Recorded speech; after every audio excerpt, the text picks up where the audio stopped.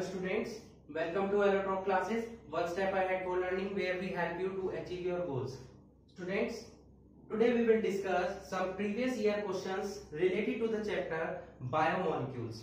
Okay? इस तरीके के क्वेश्चन के लिए प्रीवियस ईयर क्वेश्चंस का ये थर्ड पार्ट है। इससे प्रीवियस हम दो पार्ट ऑलरेडी डिस्कस कर चुके हैं, तो अगर आपने वो दोनों पार्ट नहीं देखे हैं तो चैनल पर जाकर प्लेलिस्ट में वो दोनों पार्ट ऐड हैं, आप वहां जाकर देख सकते हैं। ओके, आज का फर्स्ट क्वेश्चन है what are the different types of RNA found in the cell. किसी भी सेल में कितने टाइप्स के आरएनए यानी कि राइबोन्यूक्लिक एसिड प्रेजेंट होते हैं। ये आपको पता है कि सेल में दो टाइप के न्यूक्लिक एसिड प्रेजेंट होते हैं, DNA and RNA, di ribonucleic acid and ribonucleic acid. उसमें से राइबोन्यूक्लिक एसिड कितने टाइप के होते हैं? 3 टाइप्स के होते हैं। 3 टाइप्स ऑफ आरएनए कौन कौन से? Number 1, number 2 and number 3। Number 1 होता है mRNA, नंबर 2 tRNA और नंबर 3 होता है rRNA।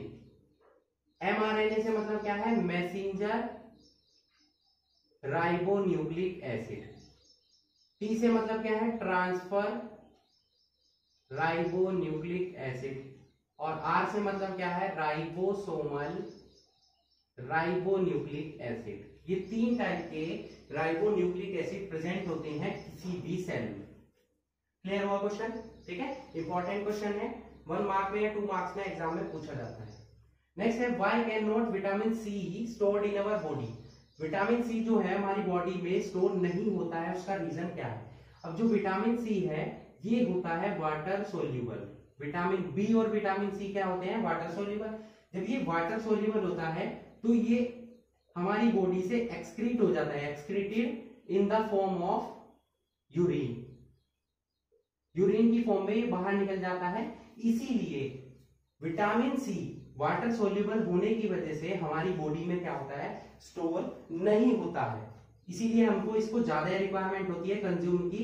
इट शुड बी, हमारी जो डेली लाइफ में हम फूड कंज्यूम करते हैं उसमें ये ज्यादा अमाउंट में प्रेजेंट होना चाहिए। ठीक है, it should be supplemented in the form of या इन द फूड। ठीक है, ऐसा आप बोल सकते हैं। एग्जांपल्स क्या होते हैं? किन किन में विटामिन सी मिलता है? जैसे कि orange, lemon etcetera.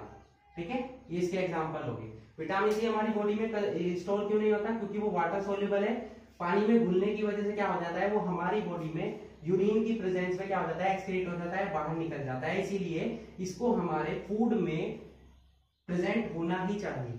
Okay, clear हुए दोनों question? So please note it.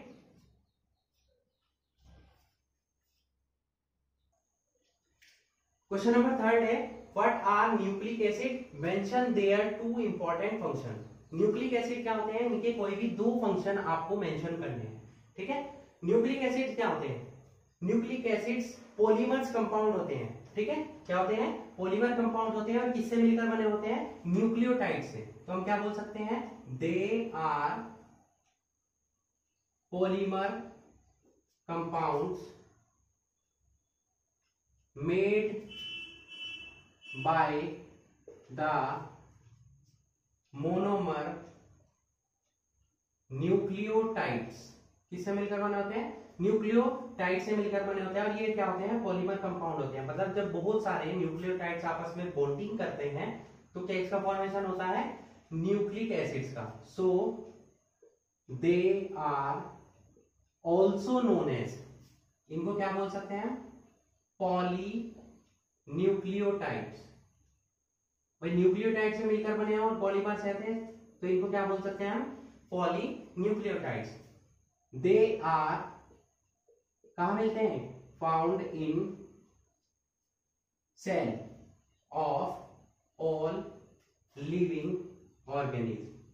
सभी लिविंग ऑर्गेनिज्म की सेल में प्रेजेंट होते हैं क्या? Nucleic acid. कितने टाइप के होते हैं? 2 टाइप के। There are 2 types of nucleic acids. कौन कौन से? नंबर 1 कौन सा होता है? आरएनए और नंबर 2 डीएनए। ये डीएनए आरएनए दो टाइप के प्रोटीन न्यूक्लिक एसिड होते हैं, ठीक है, ribonucleic acid and the deoxy ribonucleic acid. अब आ जाते हैं इसके फंक्शंस पर। फंक्शन क्या क्या होते हैं, ये डीएनए और आरएनए एंड डीएनए दोनों किसकी फॉर्म में रेस्पॉन्सिबल होते हैं, प्रोटीन सिंथेसिस में, ठीक है। DNA and RNA are responsible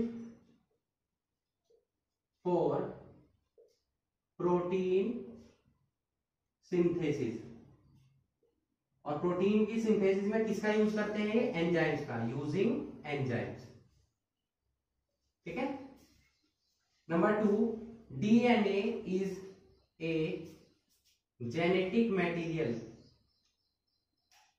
and responsible for the transmission of genetic character into other generation. एक जनरेशन से दूसरी जनरेशन में क्या होता है, जेनेटिक कैरेक्टर को ये ट्रांसफर करता है, या बोल सकते हैं इनटू अनदर जनरेशन, या बोल सकते हैं नेक्स्ट जनरेशन, ठीक है। क्लियर हुआ। ये दो फंक्शन इसने बोला था mention two their important function, हमने दो इंपॉर्टेंट फंक्शन को यहाँ पर मेंशन कर दिया है, साथ ही समझ लिया है कि न्यूक्लिक एसिड क्या होते हैं। क्लियर हुआ। क्वेश्चन इंपॉर्टेंट है, एग्जाम में पूछा जाएगा।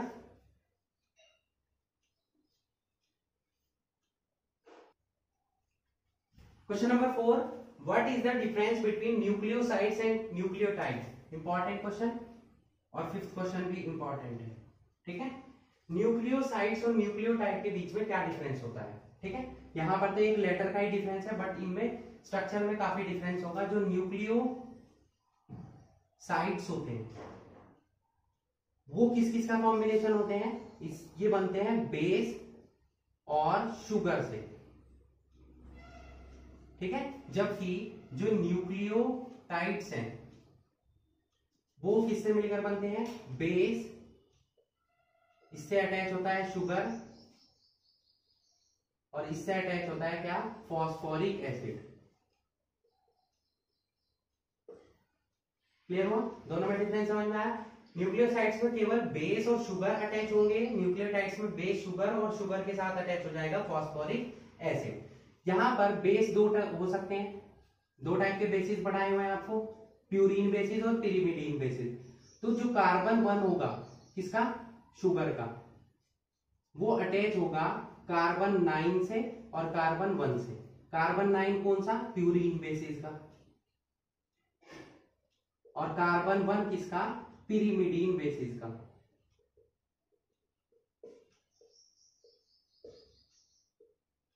Okay, carbon 1 of sugar is attached to carbon 9 of purine bases, carbon 1 of sugar is attached to carbon 1 of pyrimidine bases to form nucleosides, ठीक है।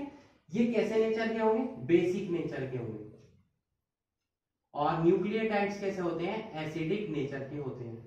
क्यों, क्योंकि किसकी वजह से, इस फॉस्फोरिक एसिड की वजह से। फॉस्फोरिक एसिड की वजह से न्यूक्लियोटाइड्स का जो बिहेवियर होता है वो कैसा होता है, नेचर उनका एसिडिक नेचर होता है। तो ये डिफरेंसेस थे किसके बीच में, न्यूक्लियोसाइड्स और न्यूक्लियोटाइड्स के बीच में। क्लियर। नेक्स्ट क्वेश्चन है, right the important structural and functional differences between DNA and RNA. DNA और आरएनए के बीच में स्ट्रक्चरल और फंक्शनल डिफरेंसेस आपको नोट करने हैं, बहुत पूछा जाता है एग्जाम में ये क्वेश्चन। ये क्वेश्चन मैंने आपको थ्योरी में कराया था, ठीक है, जब मैं आपको न्यूक्लिक एसिड का टॉपिक पढ़ा रहा था, न्यूक्लियोटाइड्स का।